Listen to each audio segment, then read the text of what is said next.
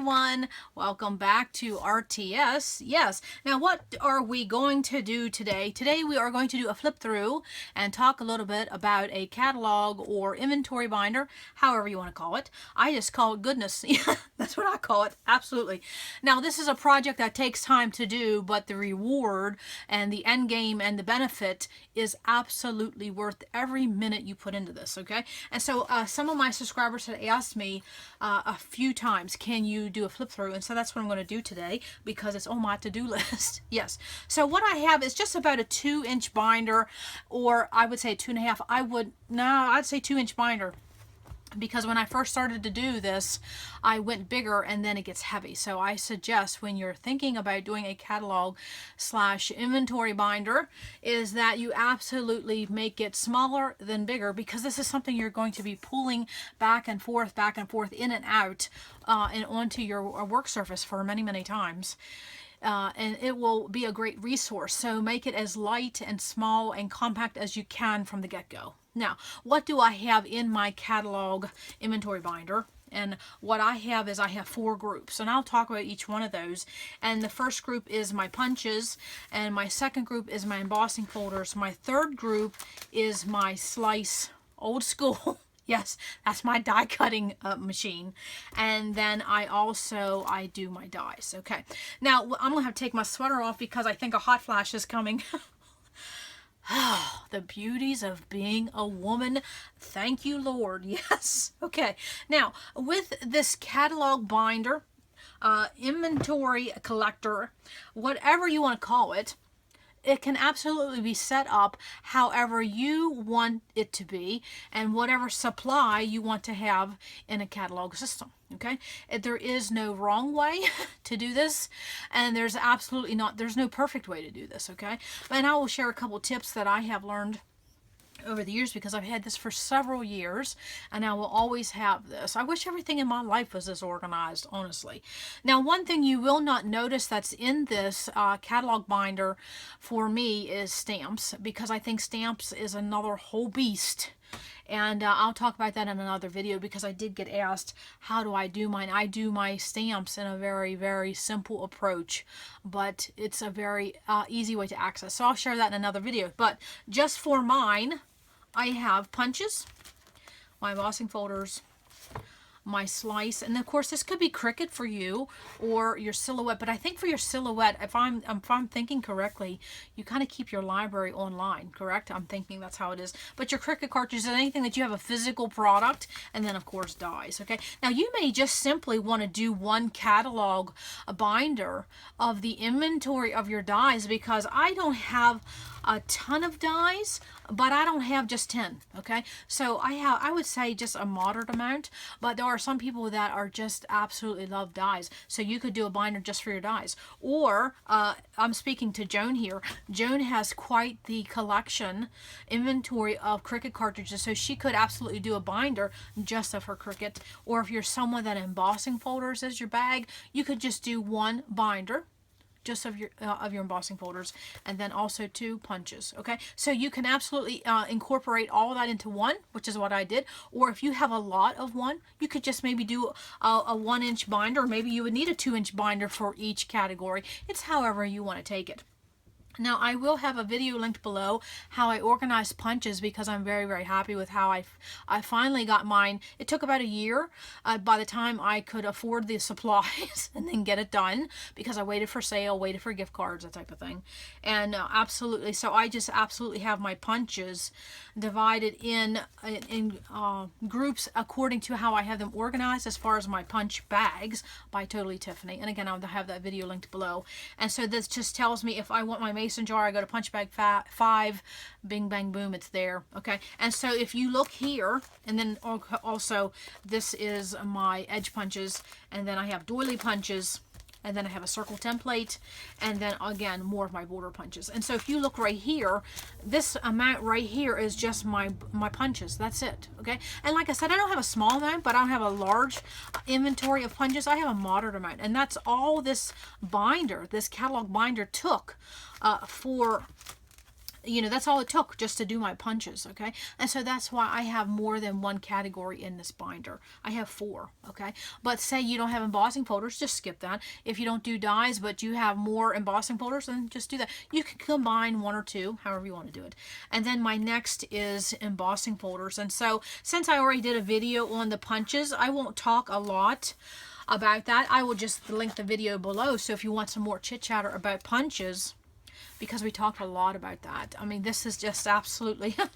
And then, of course, you know, if I add one, because I have a feeling Santa will have one in my stocking, I have one that's on my wish list, I will just punch out that shape and I will add it right here. So when you're doing a catalog binder, think about that when you are absolutely going to be adding things in the future and deleting things in the future. And I say deleting, all you do is just take a marker, put an X over it, you're done. Okay. Now, I will give one tip if you're going to do something like this right off the bat, is that something I've learned is that when you're doing images from either your punches, your embossing folders, dies, whatever, try not to do anything on the back, meaning do one single sheet per category, okay? Because if I had my punches here and then I had punches here and I have to rework some things, which is what I ran into the past, try not to put anything on the back, okay? That way, if you have to redo something, you don't have to redo 2 pages. You just have to redo 1 if you run into a problem down the road. So I suggest only doing, you know, don't put anything on the back of your inventory sheets. And I just put 2 sheets in 1 page protector. Okay. Now, one other thing I'll talk about is that you'll notice in my catalog binder, again, this is something I learned over time, is that for me, because this is something I use weekly, basically sometimes maybe every time I scrap, is that I wanted to see the images. I didn't want to see pattern or color. So if you notice in my border punches, they're all one color, okay? And I just use cardstock. And then if you look at my embossing folders, I just use black cardstock with white. And my slice images, they're just a black and white copy. I'll talk about that. And then my dies, as again, it's white on black. So I did not, you know, pull out my scrap folder and just use scraps, which you can, but I think it's harder on your eye when you're looking for an image or a text or an alpha or a font, that type of thing. I think it's easier if you keep your image in a plain color, okay, either white, black, or something very neutral, gray, something like that. And so that's why, and this just matches the decor of my room, so that's why I use that. And I love yellow, absolutely. Okay, so that is the punches. Again, takes time to do, but so worth it, okay? And then you could absolutely, and I just had some papers here because I just was doing, yes, I still have them in the trash can because I just did a 15-minute mixer and I trashed a few things, okay? So this is how I had them before, my punches, and you can see this in the video. And if I didn't want something, or if I got rid of something, or I no longer had it, I just put an X through it, okay? And then I think there was an image here that I had. Yes, okay. So when I did this a long time ago, when I did my punch shapes, I just put them on the sheet no matter how I had them organized because I didn't have them organized. Well, this time when I decided to redo my punch, because this was just on my wish list to do, is that I absolutely, when I put them in my catalog binder, I put them in the group and how I access them. So that makes a difference, okay? And so that's the punches. Okay, so the next flip through, and somebody asked, could I do a flip through? So there we go. There's punch bag 1 and 2. And so I have them grouped how I scrap this time. And for punches, I went by, like, this is my heart, my clouds. This is my circles and hexagon, florals, and then feathers and birds and that type of thing. And then just some extra things, and then tags and tickets, things like that. And then I have a punch bag number 7 that's seasonal. And then this is tags. And I just had a couple extra edge punches that fit in this bag, so that was just basically what fit in that bag. And then of course punch bag number 9, all these edge punches, and again you'll see more of that in the video. A circle template, a doily punches, and then lovely, I mean, does that just not make you inspired to want to use them? Yes. And you see how it's very easy to see the image because I'm not looking at color or pattern. Everything's in the same yellow, okay? You don't have to use yellow. I was just saying if you use a solid color, okay? And it I think it took about, I don't know, I think it says in the video I used about 9 sheets of 12 by 12 cardstock. And some people would think, well, you're using that cardstock, you know, you're wasting it. No, I'm using it for my catalog binder. So if you're using it, you're using it. Doesn't matter if it lands on a page or in your binder. Again, more border punches. And then we go into embossing folders. And so with embossing folders, it's much simpler, I think, than the punches because it takes less time.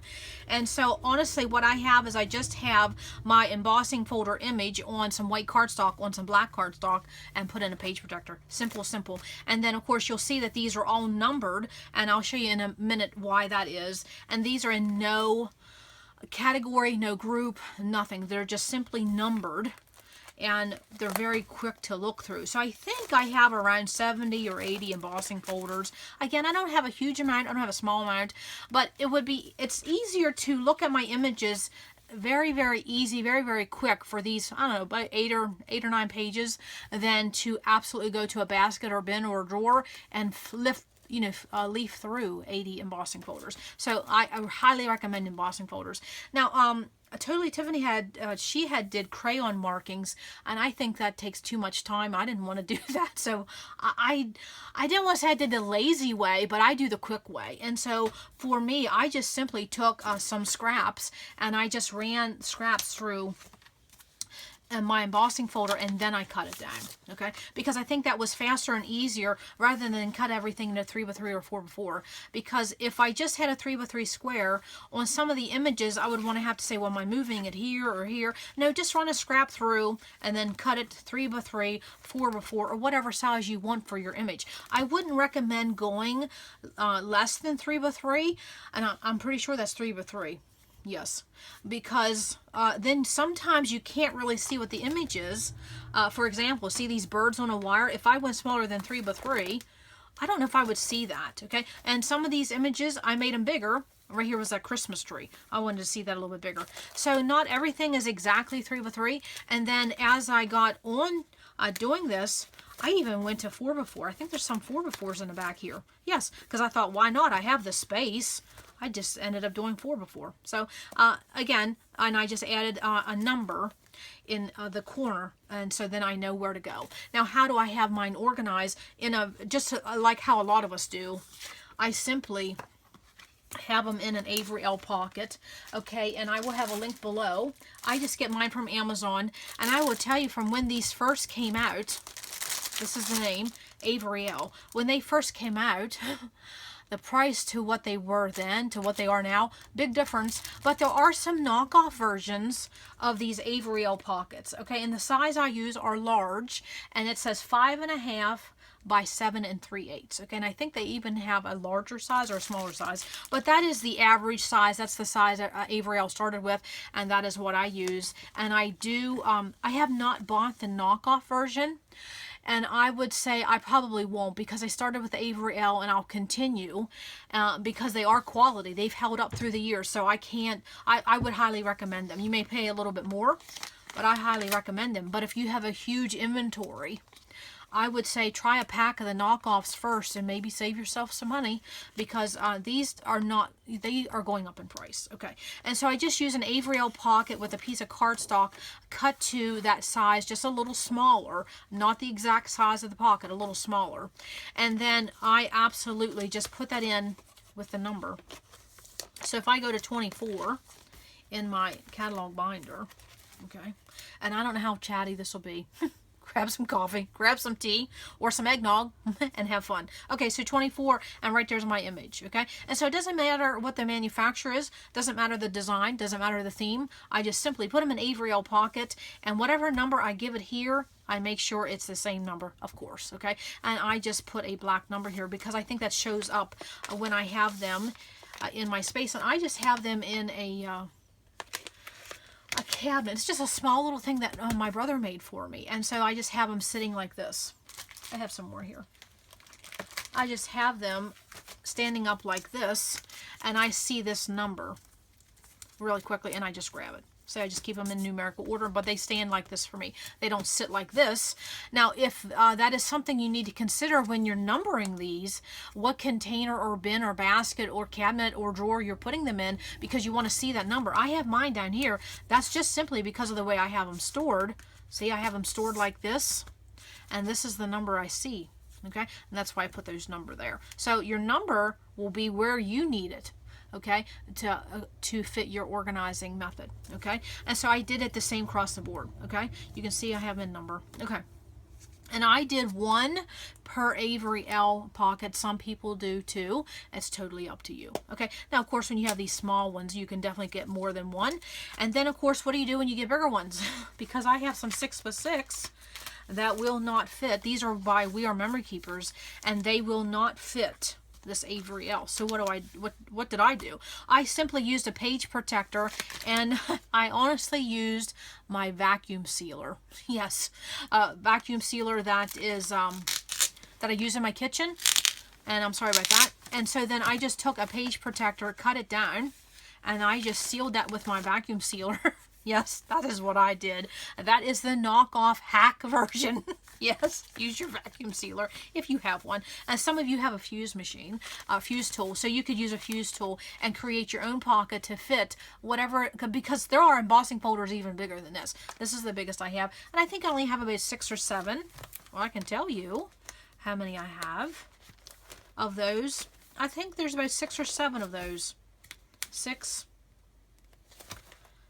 Maybe 6 or 8 of these, and so I just created these pockets. And of course I haven't been buying anything lately, and I will tell you that is one big component of doing a catalog binder or an inventory binder, is that once you see everything you have, just say embossing folders, once you see all that in one place, you're like, huh, I didn't know I had this many. Yeah, that happens to all of us, so don't worry about that. Okay, so again, this is number 50. If I go to number 50, is and this is another good point. So number 50 is this floral, and so I can see this image, but if I was looking through embossing folders and I did not have this, I could hardly tell, and I'm right here in person, I could hardly tell what this image is. I probably could see that it's a floral, but this is a much better image for me. So this is to go with saying this is absolutely almost a better image, a way to see your supplies than just flipping through them. Okay, and so that is how the embossing folders are. And I think that is all I had, other than with embossing folders or dies or whatever else you're using with these Avery L. What I suggest is going ahead and cutting up a few of these papers, so then when you're bringing something in, it's really quick to do. And same with these numbers. If you notice in the back, I have extra supplies, and that's so when I add things, it's easier to do it rather than to say, oh, I got one embossing folder and one die, and then you have to sit down and reinvent the wheel every time you want to organize something. Do some things ahead of time, okay? Because we always bring things in, and so it's okay to do maybe 5 or 10 at a time. Do ahead, okay? So that is the embossing folders, okay? And so I'll do a little flip through of the embossing folders. I don't know if the images would show up. So this is what I'm saying. See, I already have some of these cardstock sheets already cut ahead because I haven't been buying too much. But you know, sometimes Santa brings me scrapbook supplies, so maybe I can add some dies and punches here in a month or so. Okay, so my flip through of my embossing folders right here, and again I have these in 3x3, but for these Heidi Swap ones, and you can see they're both number 1, so they're both in the same Avery L pocket, and I will have the links below for Avery L and the knockoff version that people are using. You can get them from Amazon. Now, one thing I will say about Avery L pockets, on Amazon there are so many different sellers, and sometimes the sellers have a very skewed what they think they're worth, so definitely shop around. I've seen some that's went for $36 a pack. You have got to be kidding me. Really? No, don't pay $36 for a pack. And I do suggest this. When you're buying Avery L pockets, or you're buying the knockoff version, okay? It's all made in China. So what I'm saying is buy more than you think. Buy 25 or 50 more than you think, because you won't realize how many you need until you go to use this. Because that is what I ran into when I first started doing this years ago. I was working on my embossing folders and dies collectively, and then I would run out, and then I have to wait till, okay, well, when am I going to get some ordered? And at that time they weren't available on Amazon. This is when Avery L sold them, and so then I'd be like, oh well, I don't really want to pay for shipping. So then the project got put on hold. So, and then I'd have to get another pack, and then I'd wait till, and then, you know. So what I'm saying is order extra now. That way you can maybe complete this at one time. It took me several months to do all of this binder, okay, several months, and it was just working a little bit here and there. And then of course you run out of supplies, you have to wait, but Amazon makes that easier nowadays. Okay, so there are 1 through 5, and you can make these squares as big or as small as you want. And then also too, when you're doing something like this, you are absolutely touching and using every single embossing folder or die or whatever you're doing, and so then you'll be reacquainted with what you have, but they all get used because you're making an image from all of them. And then you'll start to realize what you have repeats of. For a lot of us, I would say it would probably be dots. We probably have some repeats of that, clouds, things like that, and you kind of forget. And so then this is good too if you do online shopping and you see something you want. You can just take your binder to your desktop or your iPad, or bring your iPad to your binder, and then you say, no, I have something similar, I don't need that. And since I've been in a spending freeze, I will tell you, see, dots, dots, chevrons, chevrons, yes, you tend to see what you bought more than one of. Okay, and sometimes you'll find you bought duplicates. That's okay, no sweat, give one away. That happens to all of us too. Okay, so that is my embossing folders. And what was the other thing I wanted to say? Since I'm in a spending freeze, there are times I see something and then I want it. You know how we get the wants. And so I want it, and then I say, no, go to your binder and see what you have that will make you feel like you have it. And so that has helped me several times this year when I have wanted some new products, but I don't need to be buying anything. Okay, so absolutely. Now I'm going to say, let me go back to punches for a minute, and I'm going to show you in each one of my categories what is one of my favorites. Okay, so in my punches, I would say one of my favorite punches, we're not going to do the edge punches. I would say one of my favorite punches, well, what would I say? I would have to say it's a toss-up. Well, I'm a floral gal, but I love these two Martha Stewart leaves. This is a leaf, and this is like a stem and leaves. Those I use a lot for fillers and clusters, and then also to the Martha Stewart, the Doily Punch, of course. But that's, you can still buy it, but I saw it was on Etsy for $75. Wow. I wouldn't pay $75 for a punch. It's a nice punch, but it's not worth $75. But I would say, forgetting the Martha Stewart Doily Punch, I would say the Photo Corner Punch, one of my favorites, and then these two right here. If these two broke, this stem and this leaf, if that broke, I would try to replace that. Yes. And then the photo corner. Yes, if they broke. Okay. Those are my favorites. Yes. Now, when it comes to edge punches, I would say my favorite edge punch would be, well, I would say the scallop gets used the most, but my favorite edge punch, oh my goodness. Wow, I probably shouldn't even have said I was going to do this. This is kind of hard. No, I would pick a favorite. Oh, and I absolutely, in my water punch, I did my crimper, but you'll see that in the video if you want to watch that. I would say, well, I know some people like this apron lace. That was one of the very first one that Fiskars came out, and that was really popular. Okay, one I wouldn't give up. Okay, get with the program.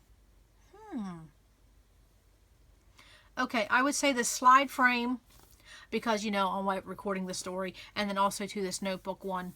I think every scrapbooker needs a notebook. Yes. Okay. So those are my two favorite. Now, if you go to embossing folders, I know exactly which one's my favorite, and it's number 4. It's a Doily Punch, and that was by Maggie Holmes. And I knew when that came out, it was going to be popular, and it was. It just, anything with doilies becomes very popular. So, yes, a doily.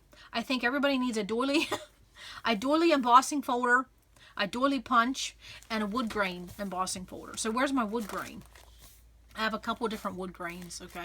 So those are very, very fun. Okay, so now let's talk about my slice machine, and I won't spend a lot of time with that because this is not a supply that a lot of people have, and if you did, you'd almost be embarrassed to admit that you have it.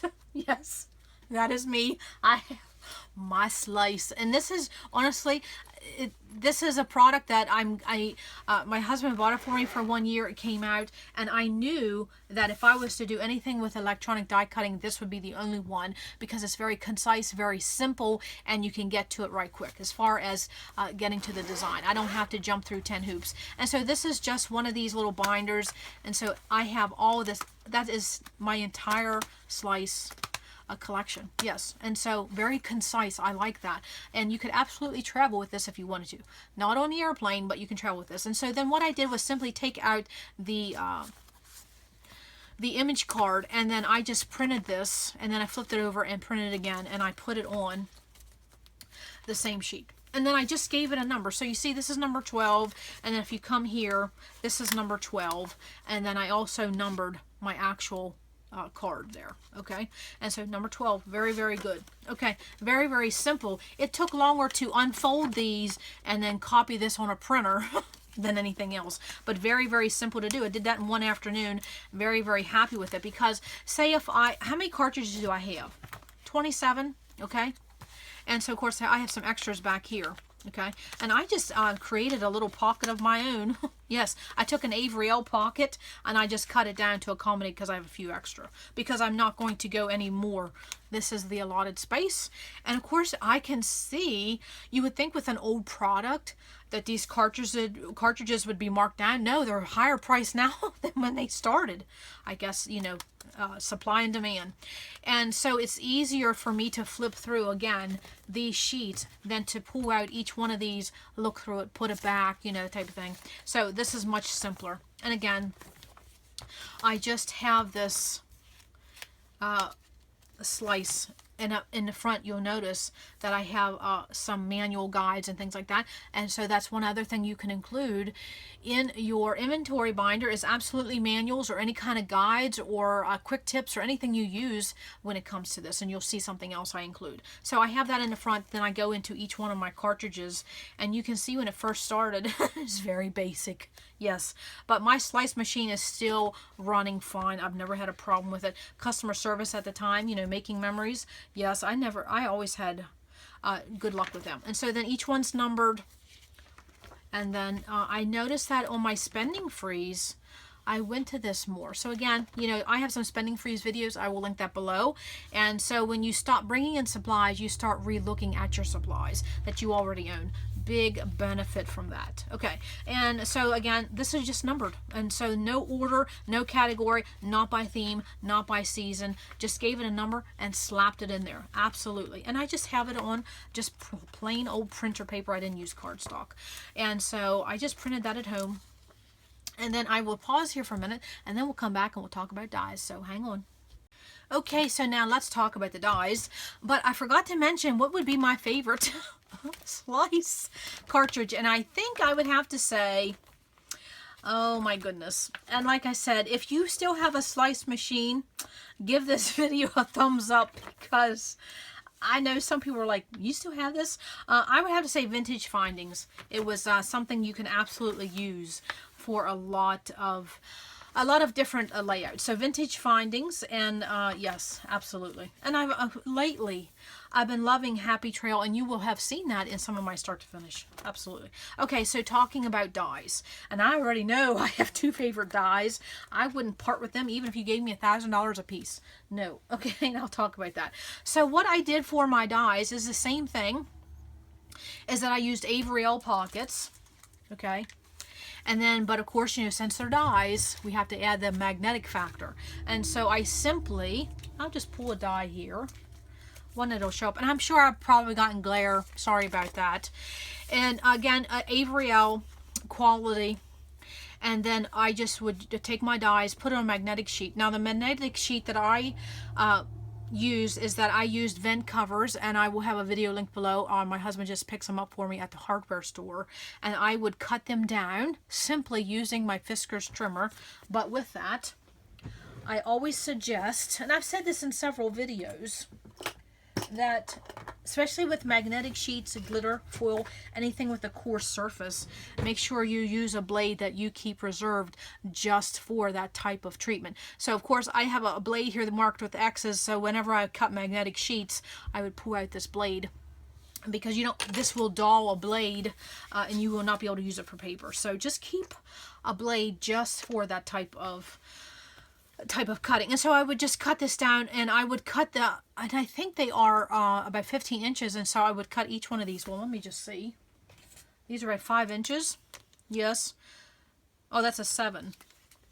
Am I reading that right? Yes. So I would just cut each one of those. Well, I have one here. Hang on, I'll pull it. I have it right here. Well, my Lord. Yes, I do. Here is the whole pack. Okay. So this is the kind that is at Lowe's. Okay. And I will see if I can find the link from Lowe's, and then you can absolutely pick them up. And so it's a 3-pack, and they what size do they say? 8 by 15? And so, yes, I think I would cut them by 5. Yeah. I cut them in 5 inches, and then I just trimmed them down. That's what I did. Okay. Let me see if I have a pack open. Okay. But that's what when we say vent covers. And if you, I remember growing up, we had these type of registers in our floors, and so we would have to put these vent covers. And so, who knew someday you'd end up using them in your craft space? But yes, there's 3 in a pack, and they are this long. Okay, and it says 8 by 15. Okay, and I would just cut that in 5-inch sections. Yeah, and so I think that's 5. Yes. Okay. You know what? I have to give an exact measurement because I like to be accurate. Okay. What did I cut that down to? Of course, my eyes aren't what they used to be. Yes, 5. Okay. So I would take this piece right here. It's 15 inches, and I cut that 5 inches, 5 inches, and 5 inches. So you get 3 of these per 1 sheet, which means you would get 9 per this 1 pack. Okay. Now, some people say, well, that's kind of expensive. Yeah, it is what it is. You have to put money into organizing. There's just no other way around it, But yes, that's where you can find them. Now, I know when my husband every so often would go and get these for me, they would be sold out. So depending on the season of the year that you're going, in the wintertime, you may have a hard time finding them, so just keep checking back. Okay. Or also too, make sure you ask someone to order some in for you. They will absolutely do that. Okay. But you can find them at Home Depot, Lowe's, type things like that. So you get 9 magnetic sheets per pack of that vent cover. Okay. And so then of course I simply did the numbering system, the same thing as I did with my embossing folder. And then I just glued these using this Tombow Mono Aqua. And I would just run these numbers using a die. Yes, I used a Quick Cuts die, or is that what they were called at the time? Yes, Quick Cuts. And I just run these numbers through. And I just number them. Okay, so this is number 30. And you see this is just basically one set. A very, very pretty set. And so if I flip back to number 30... Number 30. And there it is. And so then what I did is everything that's on this magnetic sheet and everything that's in this Avriel pocket is represented right here. Okay, and that's how to do it. Because again, it's easier to go through these sheets to look at these dies rather than having to go through your dies, because these all come in different packaging, all different sizes, things like that. Okay, and so I just fold my flaps in, and that way nothing falls out if they were to come off their magnetic sheet. And I know a lot of people do dies this way, and I think it's maybe not the most affordable. You probably definitely could find a cheaper way, but it holds up. And talk about quick. Yeah. Now again, you see where my numbers are, and that's because just like my embossing folders, where were they?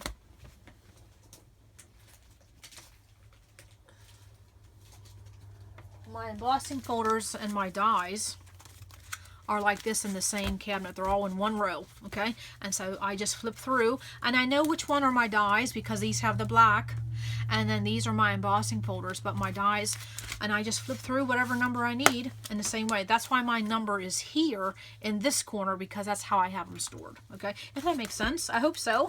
Okay, so now let's go through And let's talk about dies. And sometimes you can make more of a representation of your die than you think. And what do I mean by that? So if you see in my group number 1, and I just took an 8.5 by 11 cardstock and I scored it right here. And so this is my Avery L Pocket 1, and this is Avery L Pocket 2. So I got 2 pockets on one 8.5 by 11. And you probably can't see this, but I just have a score line there. And because I just wanted to make most use of my space. And then on the back, absolutely, I think I have these on the back. Yes, because this was in the beginning stages, and so if I was to do this now, I would have a separate sheet of cardstock. But, you know, I was trying to save a little bit of money, but then at the same time, I didn't think long term. Well, what if something happened, you know? I would have to redo those dies. No big deal. So if you can, when you're doing this, I wanted to have some of mine put together as groups as much as I can. And in the beginning, you can put all your hearts and all your balloons and all your stars. But then eventually, as you keep bringing things in, I wouldn't stress about that at all, because there's just no way you're going to keep it all together, okay? Because nowadays, if I was to bring a die in, it's going to be what can already fit, so I don't have to make up a new pocket, okay? If I had a die, I would see if I could fit it right in here. You see what I'm saying? So don't worry about having all your hearts together and all your balloons and all your keys and all your feathers and all your circles, because eventually down the road, it won't work out that way. So I wouldn't stress about that at all. And so then, again, I just have this numbered here, which will correspond. And so let's just go to number 26. And so right here, and this is the dies. You see this is 26 here. And of course I used a yellow to show up on the black. And then I just put a white here. And I just glued these right on top of the magnetic sheets. Absolutely. Okay. And so that's how I did that. Okay. So now let's talk about a few other things. Okay. So basically these are all standard type of dies, and you just have basic standard images, okay? And then you start to get in where you have different sizes, and so you absolutely could just do a few of these images, or you could absolutely cut the whole die system, the whole die set. So say if these pinked circles, I have 1, 2, 3, 4, 5, 6, but there may be 2 more in that. It doesn't matter. That's just the image of that, okay? And again, with these banners, flags, pennants, whatever you want to call it, there may be more than this in that die set, but I only showed 5. Well, there's 7, okay? The same way with this. I think there's more in this scallop, a circle die than this, but I only showed a few. And let me see if I can see something else. Okay, when we do an alpha set. Okay, and I'll talk about that just in a minute. Okay, so when you're doing your images, you don't have to include, if it's a set, you know, and you have more than one, sometimes in our shapes, you don't have to do every one. You can just do a few just to get the representation, okay? And so here in number 8, I have an alpha here.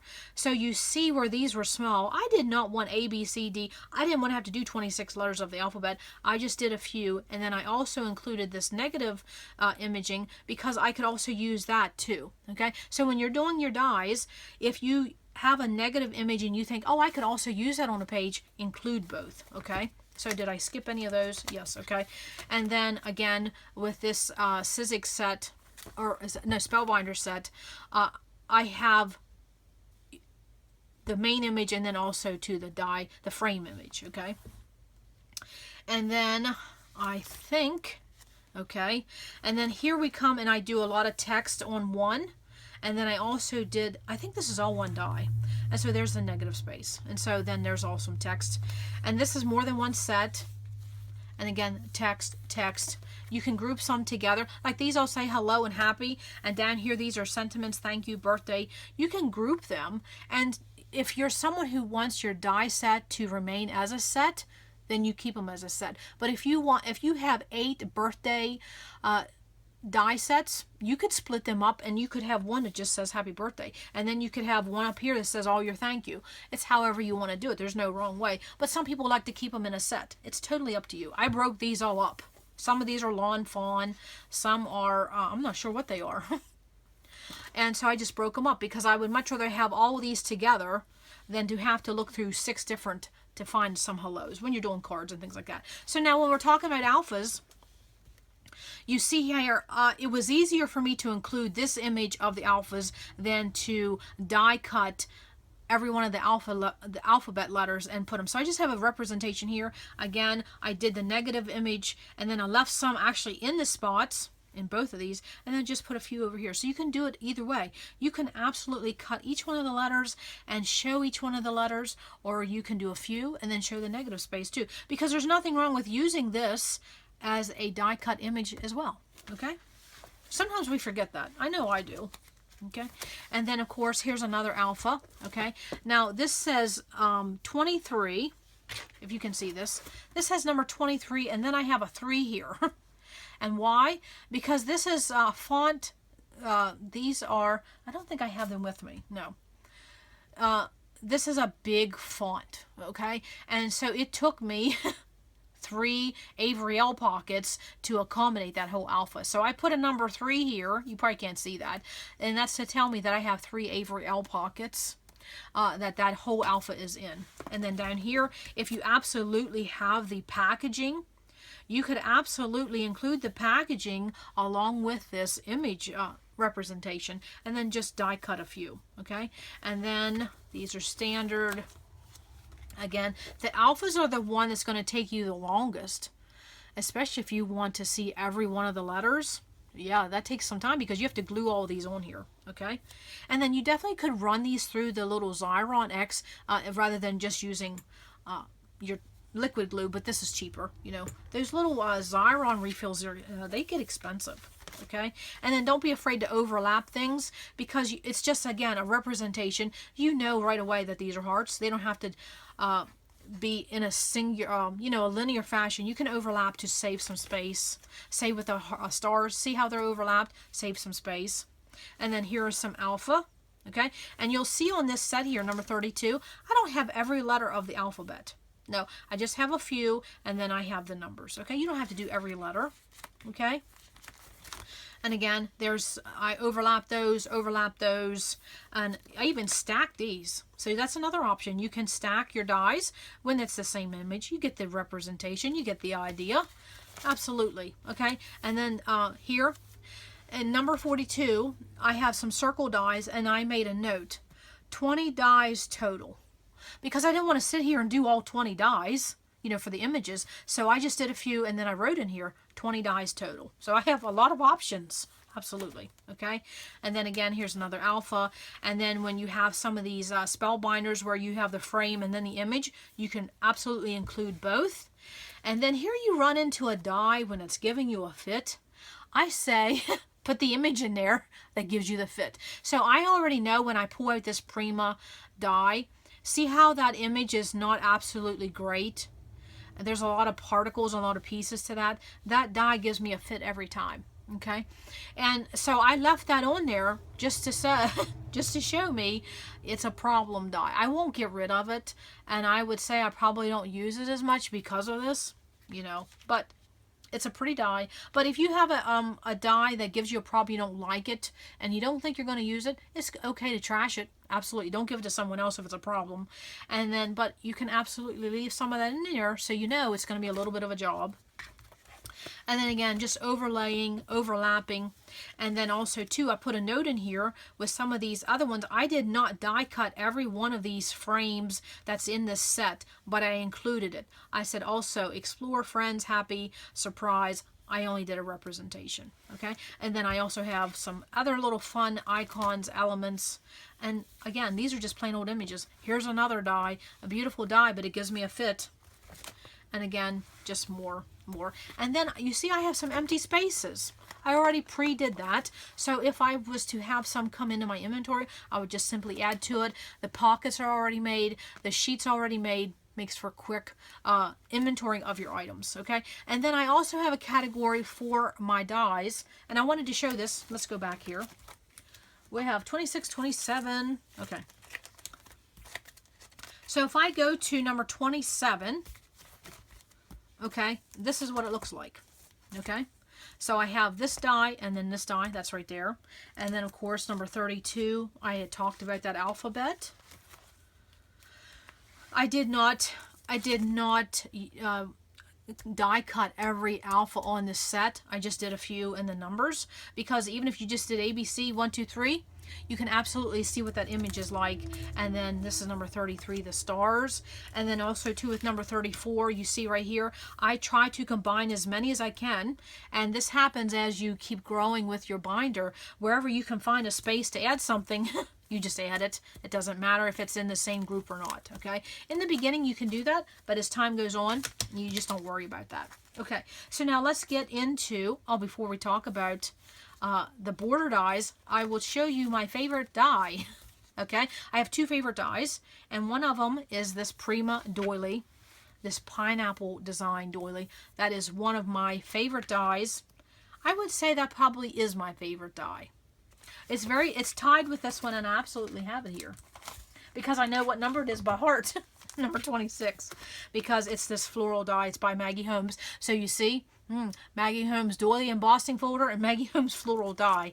Absolutely, I have used. I did this for an entire month in review album. Yes, talk about cost saving right there. Okay, so now let's talk about long border dies, because they are in here, but then you need to store them differently because they don't fit in an Avery L pocket. Okay, so it doesn't hurt to have some done ahead of time. And then I keep all my extras back here, and you'll see that in just a minute. So long border dies, I just have that titled long border dies. And then I have some of my metal ones in a long baggie. And then, of course, you run into these Tim Holtz ones, Sizzix, this type of thing. I don't have these numbered because I don't have a lot. So I just have them long border dies, and this is how they are in my cabinet, just like that, okay, along with these. Okay, and so I don't have them numbered. It's just long border dies. That's all it is, okay? And that's all I have for long border dies. It's not hard to organize when you only have a few, right? Yeah, that's not the case for a lot of us. And then again, there's some more long border dies, and they're just in my cabinet stacked together, okay? Very, very fun. Now, I love this brick wall, and I had to contact Sizzix because this had caused me a fits. I don't know, it's a nice die, but it gives me a fit. Okay, so I just have them all together. And then we get into ones, and this is called 500. Okay, now what's that about?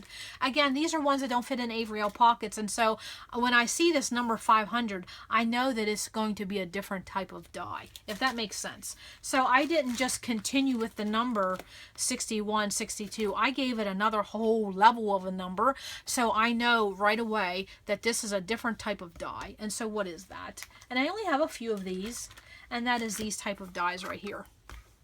Okay, and so I have them numbered here. Okay. So you can see I had them numbered one other time, okay? But this is the new number, okay? And so when I get into these level 500 dies, okay, you could do it whatever you wanted to. I just know that these are going to be the bigger dies, okay? And that's how I have them numbered. And I think I only have, see, 500, 510, 520, yes, okay? And that's how I have that, okay? And again, another representation. Okay. And so then I had to absolutely number these 1 and 2 when they came to this, because I couldn't really differentiate on here which one these were. So I had to label that. Okay. And then, of course, now we get into B1 and B2 and B3, and you'll say, well, what is that? Okay, so then this is another die that we have that you absolutely cannot put in Avery L pockets because it wouldn't be cost effective. It would take up too much space. And so this is these little sizzlet dies that we have. And so if you see, this says B1. That stands for bin 1. And then this B2 stands for bin 2, and these just came from the Dollar Tree, and that's how I have these sizzlets, and this is labeled B2. And so I have 4 of these bins. They just stack one on top of each other. I don't know if I had another one. Yes, I have another one here. This one is B4, and so then they just stack on one top of one another. And so then you probably can't see this, but my numbers are right here. So in a quick reference, I know if this says B2, I just come to get to the bin 2, bin 4. That's how I did it. Very, $1. No, I think these came 3 for $1. I don't know, I've had these for a while. They're not the sturdiest thing, but they work well, and they stack. These sizzless dies stack. I just needed something to keep them contained, and that's how I do these. Is that what they're called? I think they are. Is that what they're called, folks? I think they're called sizzlets. Yeah, this is an old school, but I love these fonts and I'm not getting rid of them. No. And so again, I just have 4 bins of these, and that houses those sizzlets. Yes, very, very fun. Now I need to find a place for them. Okay. And again, I just have a representation, and you'll notice that on some of these, I absolutely have the image. And again, this is just a representation of the alphabet. And then I also just had the packaging. So there's no sense cutting the image if you have the packaging. That serves just as fine. Again, there's my bin 3. And I did a representation of the punctuation, the numbers, and a few of the letters. And again, the same thing here. And then in bin 4, same thing. I did a representation of some of the alphas and the numbers, and here I just used the packaging. So if you have the packaging, of course, I don't know, well, we didn't keep all of that. And then in the back, you'll see that I have there are just some dies I need a little bit of help with, and I kept the packaging to help me remember how to do that. And then any numbers that I have pre-cut, I keep those because then I don't have to get my numbers out. And I will show you the font that I used for all of my numbers, and it's this right here. It's this, it was called Studio, and it was in bin 1. And I will tell you, this is a font set, and I probably shouldn't admit this, but I paid $199.99 for this font. Yes, okay. And so nowadays, that seems absolutely excessive. Who would pay $199.99 for a font for a die set? But some of you old school gals know that when Quick Cuts came out, remember that little hand press we had and all that? That's how much you paid for a set of dies, and it cost me $199.99. But it has been one of my favorite fonts at the time. You know, it was a gift. You know, it was a Christmas gift from my husband, and there are times I think, why did I ever do that? But it has been worth it. And so I use this set here for everything, okay, in my whole binder. So yes, my $199.99 font. I mean, they were expensive when they came out, but I didn't buy very many of them. I think I just bought 1 or 2. Yes, I only bought 1 or 2. They're very, very expensive. But you got the uppercase, you got the lowercase, you know. That was before the thicker craze, but yes, I absolutely spent that much for a font, okay? And then, honestly, when they came, the edges, you know, they were just metal. Let me just go grab that. What bin was that? Bin number 1. I'll just go grab that so you can see my most expensive die. Why not? We're just having fun.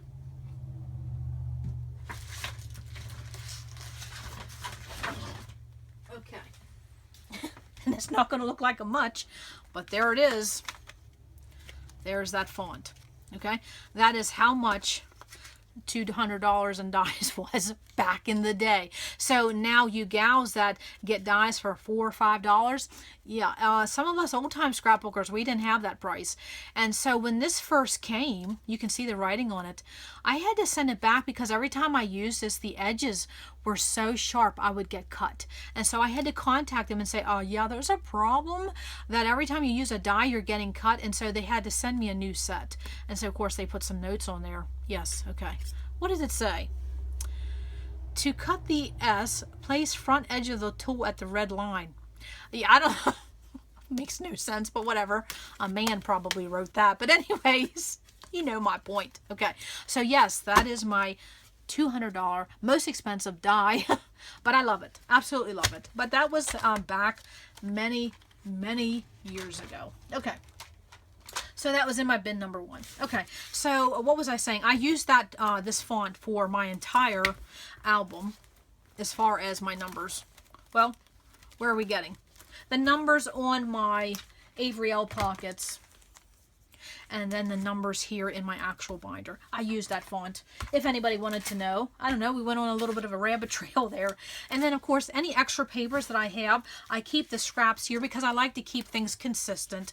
And you might as well just keep your scraps where you're going to use it. And then any little extra numbers. Yes. So there you go. And so what would be my favorite font? Yes, my $200 font, that's what I call it. And of course it was called Studio. And it was featured on the front of a Creating Keepsakes magazine. And I remember seeking that out. I wanted that font. Yes, because Lisa Burnson had used it on a layout. And I had to have it. And there it is. Yes. Oh my, the stories we could tell. Yes. Okay. So then I think, let's see. I already told you what my two favorite dies were. And if I had to only pick one long border die, it would be this Tim Holtz with all of these leaves. And I saw that at Hobby Lobby recently. They have that now.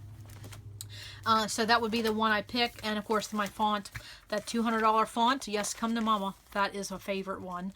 Worth the money. And then I just did a start to finish using the Sunset. And that's a pretty font too. So I think that is all I wanted to say. And sorry about all the glare, but we'll just consider that a bonus. Yes. I hope that helped, gave a quick flip through of all of my catalog binder and what I include. So when you think about what you want to include, you sometimes you're going to have to take a few minutes to think how much of that supply you have. If you have this many embossing folders, you know, to fill up a binder, you won't be able to get more than one category. But in my case, I only have a moderate amount, and so I can already tell you this is getting a not too bulky, but I couldn't be adding many more things in the future, and I will not go over this binder. No. So that's of course why the spending freeze took into place too. I already have plenty. Okay, I could absolutely just use the rest of this for the time I have on this earth, and this would be plenty. So that's why I slowed my roll. I have plenty, and that is one thing I would say about a catalog and an inventory binder. It will absolutely keep in check how much and how much you're buying and how much do you really need. Okay, and then also too, you're not rebuying the same thing you already have, especially with something like this dot. How many embossing folders do we need of this image? Or how many dies do I need that says happy and hello and happy birthday? I don't need 85 dies that say that. If I have a couple, I'm good. Okay, so it helps you put the brakes on things. Okay, so I hope that was helpful. I hope that answered some questions, and I hope it was just enjoyable, because some of my subscribers had asked, could they see that? And so that is my catalog / inventory binder. And it took a lot of time, took a lot of work, but the end result, I've been using it for years. I just updated my punches several months ago, but the rest of this has just been, I did it years ago, and I'm still using it, okay? And still adding to it. I haven't taken anything away, but I've been adding to it over the years. So absolutely a good thing. And I just used 8.5 by 11 page protectors, what I already had on hand. Okay, so I hope that answered some questions. If you have any questions, just please list below. And if you have a way that you're doing your catalog and your inventory binder and people can see that online, please share below, because everybody always has really good ideas, okay? And what works for one may not work for the other, and vice versa. Okay, so again, I will list the video link below for Avriel, and also to the knockoff Avriel pockets on Amazon, and the video where I talked more in length about the punches. And what else did I talk about? If I forget a link, just tell me and I will include it. So that's all I have for today. Come back to RTS, because you never know what we're going to learn. Bye.